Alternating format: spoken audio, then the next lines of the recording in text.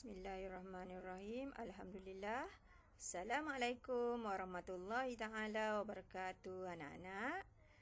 Hai, bersama lagi dengan Cikgu Hasniza SKKJ. Cikgu harap hari ini kita dapat teruskan lagi kelas Sains tahun 6 secara online dengan unit 5. Tajuk kita hari ini ialah haiwan dan tumbuhan diancam kepupusan. Untuk perbincangan kita pada hari ini iaitu di bawah tajuk pemeliharaan dan pemuliharaan. Standard kandungan yang kita akan pelajari iaitu 5.1 ancaman kepupusan haiwan dan tumbuhan. Standard pembelajaran 5.1.1 menjelaskan dengan contoh haiwan yang telah pupus. 5.1.2 menjelaskan dengan contoh haiwan dan tumbuhan yang mengalami ancaman kepupusan. Objektif pelajaran, cikgu harap di akhir pengajaran murid akan dapat menyatakan contoh haiwan yang telah pupus dan menyatakan contoh haiwan dan tumbuhan yang diancam kepupusan. Bagi menambah kefahaman kamu, rujuk buku teks muka surat 77 dan hingga 81. Jom belajar.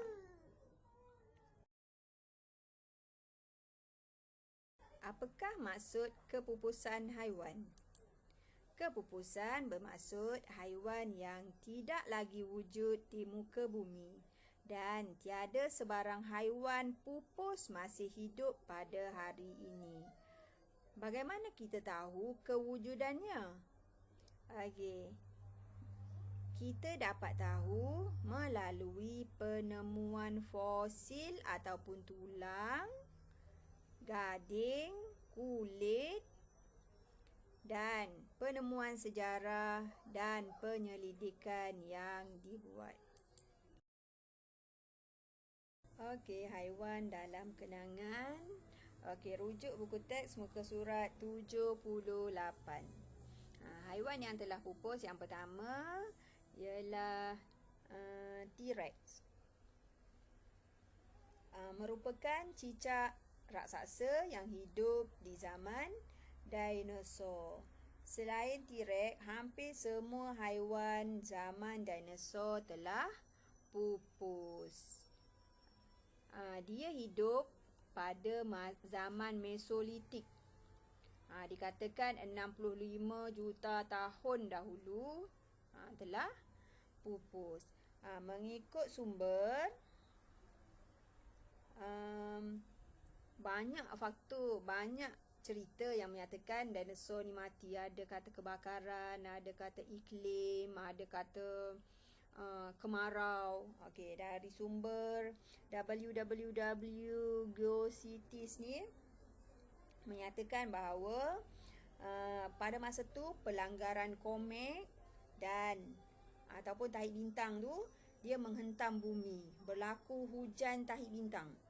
Okey, hentaman tu menyebabkan dinosaur tidak dapat hidup. Terkena dinosaur akan mati. Terkena pokok akan terbakar, menyebabkan keseluruhan bumi pada masa itu terbakar dan hidupan semua mati. Okey, haiwan yang kedua ialah burung dodo. Okey, burung dodo sejenis burung endemik di Pulau Mauritius di Lautan Hindi. Okey, dia telah pupus pada pertengahan ke akhir abad ke-17. Okey, kepupusannya adalah disebabkan oleh aktiviti manusia, di mana pelayar-pelayar yang singgah ke pulau tu dan mereka akan memburu burung dodo. Sebab burung dodo ialah sejenis burung yang jinak dan dia tidak boleh terbang. Kaki dia pula pendek. Jadi senang untuk pelayar ni menangkapnya. Jadi dan dikatakan daging burung dodo ialah daging yang sedap. Manakala telur dia pula dicuri dan dimakan oleh tikus dan kucing. Telur dia taklah banyak kali telur tu. Menyebabkan burung dodo tidak boleh mengekalkan spesiesnya.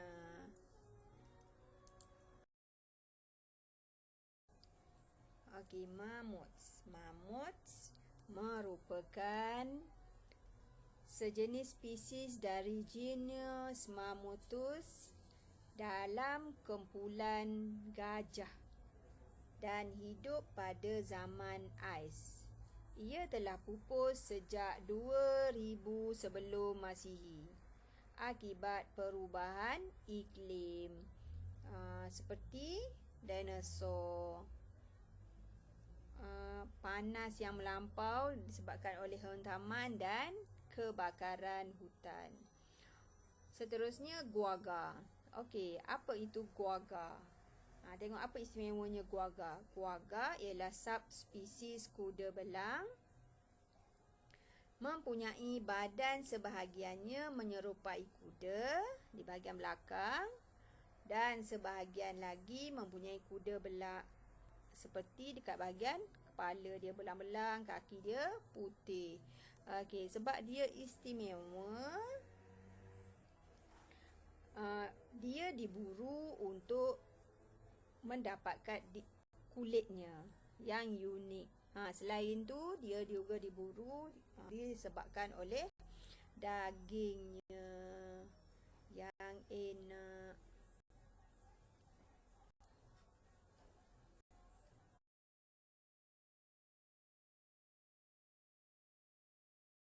Antara haiwan yang telah pupus lain ialah harimau bertaring lengkung. Okey, mengikut maklumat, taringnya sepanjang 30 cm, sepanjang pembaris panjang, menggerunkan mukanya. Okey, pun telah pupus. Okey, seterusnya haiwan dahan Taiwan. Dia macam harimau dahan biasa, tapi dia bersaiz lebih besar. Okey, harimau Jawa. Dia juga diburu oleh manusia untuk mendapatkan kulitnya yang unik. Okey, seterusnya singa laut yang terdapat di Jepun. Sebab itulah nama dia singa laut Jepun. Okey, last, ikan lumba-lumba sungai Cina. Ikan lumba-lumba ni specialnya dia warna putih. Okey. Untuk tugasan, berikan contoh-contoh haiwan lain yang telah pupus selain daripada yang cikgu nyatakan dan selain daripada buku teks. Okey, untuk tugasan kamu tu, kamu layari laman web untuk dapatkan maklumat tentang haiwan-haiwan yang telah pupus. Banyak terdapat di laman web. Okey, secara kreatif hasilkan sebuah blog persembahan yang mengandungi maklumat tentang haiwan-haiwan yang pupus yang kamu perolehi. Okey. Bagi yang untuk hasilkan blog ni, cikgu akan bagi hadiah sekiranya kamu dapat memberi maklumat haiwan yang telah pupus yang tidak ada dalam buku teks dan tidak dinyatakan oleh rakan kamu. Jadi cari yang special yang rakan kamu tak jumpa. Sekarang kita tengok haiwan yang terancam. Apa maksud haiwan terancam? Haiwan terancam ialah haiwan yang mempunyai bilangan yang semakin berkurangan dan jarang dijumpai, sukar untuk dijumpai dan dikhawatiri haiwan ini akan menjadi pupus sekiranya tidak diambil tindakan dan tidak diwartakan sebagai haiwan terancam. Okey, jaga-jaga bila haiwan itu diwartakan sebagai haiwan terancam. Kamu tidak boleh buat apa-apa tindakan, bunuh ke, pelihara ke. Kamu akan dikenakan tindakan undang-undang sekiranya memilikinya. Okey, apakah haiwan-haiwan yang terancam? Jadi kamu kena tahu. Okey, tengok buku teks muka surat 80. Tu ialah haiwan-haiwan yang terancam. Okey, tengok daripada slide cikgu, panda gergasi. Okey, panda semakin terancam kerana habitatnya iaitu hutan buluh. Dia makan buluh dan hutan tu semakin berkurangan menyebabkan dia ketiadaan makanan. Okey, seterusnya gorila. Biasanya haiwan yang pupus dan terancam ni haiwan yang besar-besar, kita tengok kan. Okey, sebab dia besar, makan banyak, memerlukan kawasan yang besar. Bila diburu, senang dijumpai. Okey, gorila, badak sumbu. Okey, diburu disebabkan oleh sumbunya yang dikatakan mempunyai khasiat tertentu. Okey, dan terkenal dengan eksotik. Okey, burung enggang. Burung enggang ni ialah burung yang cantik, tapi sukar untuk mengekalkan spesies disebabkan oleh habitatnya. Okey, kera bekantan. Okey, hidung dia tu lain sikit pada kera biasa, hidung panjang sikit. Okey, tu ialah gambar dia. Okey, selain pada tu, dugong.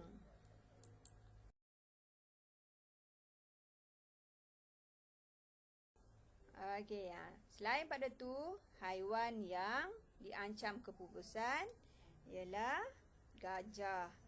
Okey, gajah biasanya pemburu buru untuk dapatkan gading. Bukan makan gajah. Orang tak makan gajah, tapi gadingnya diambil dengan nilai komersial yang tinggi. Seterusnya, dugong. Okey, tengok gambar dalam buku teks kamu pun ada. Dugong yang hanya makan rumput laut di pinggir laut yang terancam akibat pembangunan di tepi pantai. Bila tepi pantai tu, bila dia buat pembangunan, maka rumput-rumput laut tu, rumput-rumput lumut-lumut tu akan tiada, menyebabkan dia tiada makanan. Bila tiada makanan, matilah. Okey, gorila. Juga pupus. Gorila hampir pupus. Okey. Badak sumbu, tadi dah nyatakan badak sumbu. Harimau Malaya. Harimau dekat negara kita masih ada harimau, tapi diancam kepupusan. Kalau kamu bunuh harimau, kamu akan mereput di penjara. Jadi kalau harimau masuk ke rumah kita, masuk kawasan kita, kita tidak boleh buat apa-apa tindakan. Telefon hanya telefon pada perhilatan. Okey, seterusnya tapir. Tapir pupus disebabkan oleh pergerakan tindak balas yang perlahan. Jadi dia lambat untuk bergerak dan habitatnya terganggu. Seterusnya, tenggiling.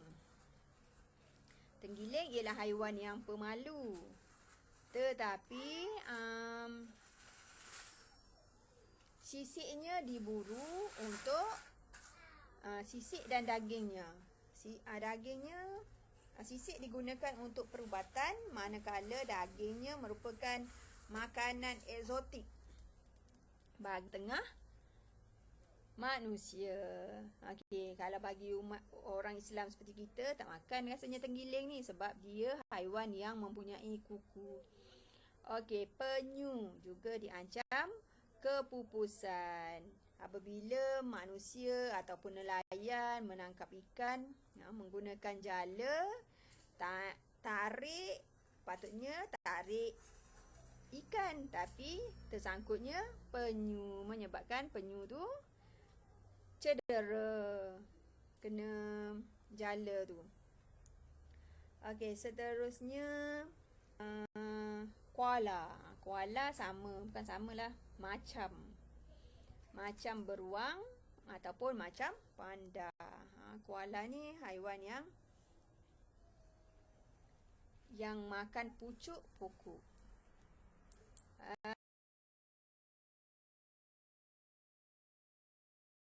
Seterusnya kita tengok tumbuhan yang diancam kepupusan.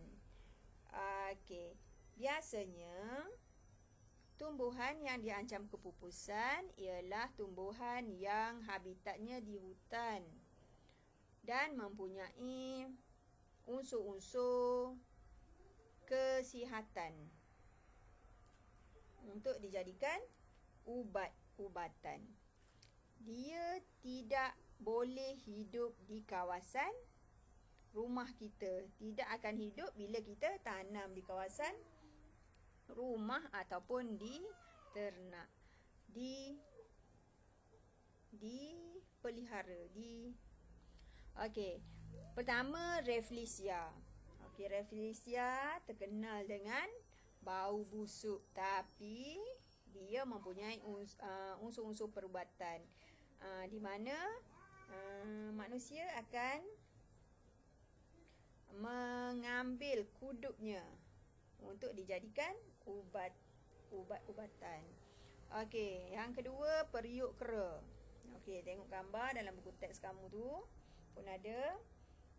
Okey, periuk kera mempunyai sifat yang unik, boleh menutup bila terdapat haiwan di dalam periuk kera, menyebabkan setengah manusia berminat untuk mengambilnya dan menjualnya.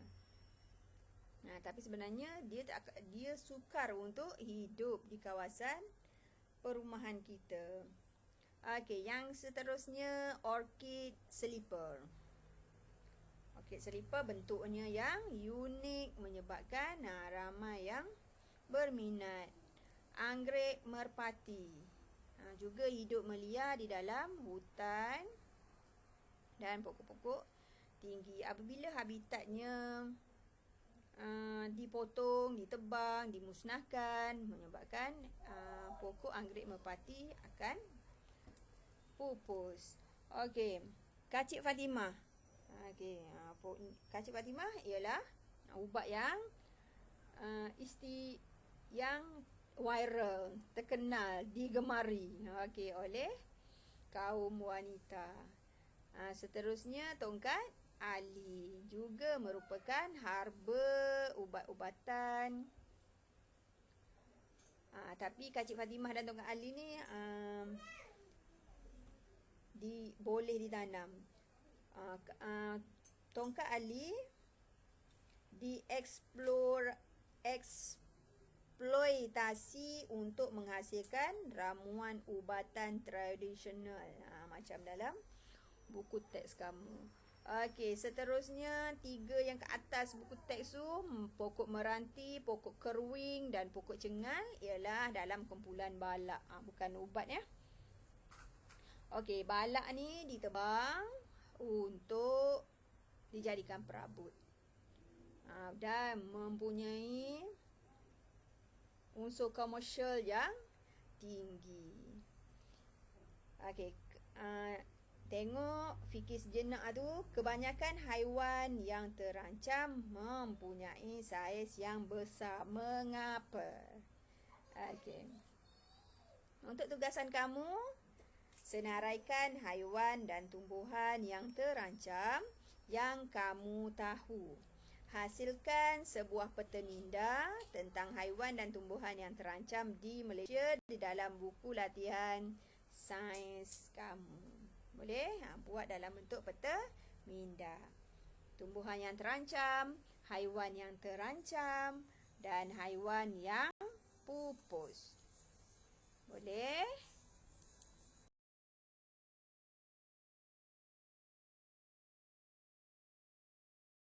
Buku teks muka surat 70 hingga 81 dan nota yang disediakan oleh cikgu.